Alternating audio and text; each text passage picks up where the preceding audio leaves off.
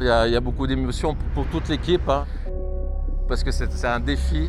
C'est déjà une victoire en soi d'avoir réussi à fabriquer un véhicule en 8 mois. Et on est là pour pousser toute la filière, montrer que la technologie existe.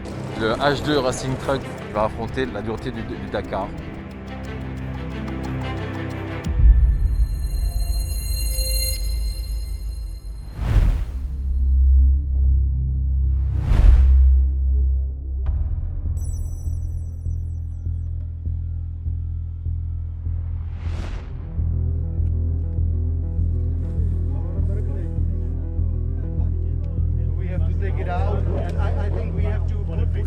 Le H2 Racing Truck pour Hydrogen Truck.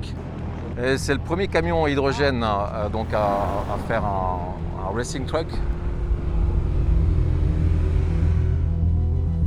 Gossin, on est spécialisé dans le développement de véhicules électriques et hydrogène off-road pour les ports, les centres logistiques, les aéroports, les tunneliers. Longtemps. 3 ans, je crois qu'on travaille dessus. En réflexion. Et on a l'objectif et l'ambition de développer un camion routier. Donc l'idée, c'était de commencer par un camion de course hydrogène pour montrer qu'on a les compétences, le savoir-faire pour développer ce type de camion. Et puis là, la partie cooling, là. On prend le logo de Gossin, voilà. Le choix d'hydrogène, c'est pour s'inscrire dans la mobilité propre. Gossin a une expertise sur les véhicules propres, zéro émission.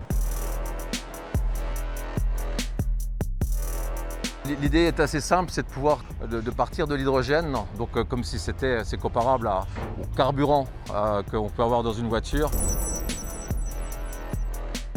Et ensuite, pour produire l'électricité, on utilise une pile à combustible qui va transformer partie de cet hydrogène en électricité, une autre partie part en eau. Ici, l'originalité, c'est qu'avec 80 kg d'hydrogène, on produit 450 litres d'eau. On a 2 moteurs électriques de 400 chevaux chacun. Ensuite, on a 14 réservoirs d'hydrogène à 350 bars. Donc ça, c'est vraiment le stockage d'énergie qui va donner toute l'autonomie au camion. Ce n'est pas les batteries, l'énergie est stockée dans les réservoirs.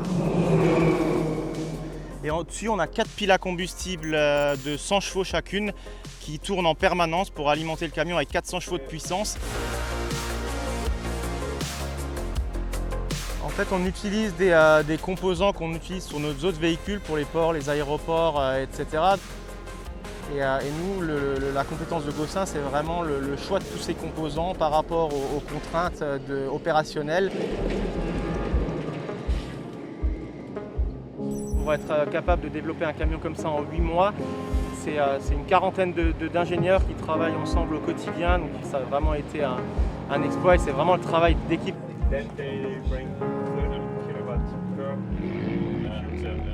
C'est bien sûr complexe, il y a beaucoup de technologies différentes qui sont utilisées.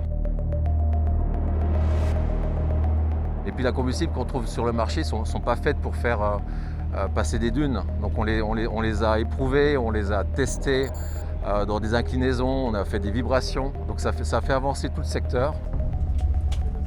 On est avant tout là dans cette première année pour relever des bases de données, pour pouvoir aussi les partager avec nos partenaires pour que, in fine, pour que toute la filière puisse en profiter, que les piles à combustible puissent encore s'améliorer.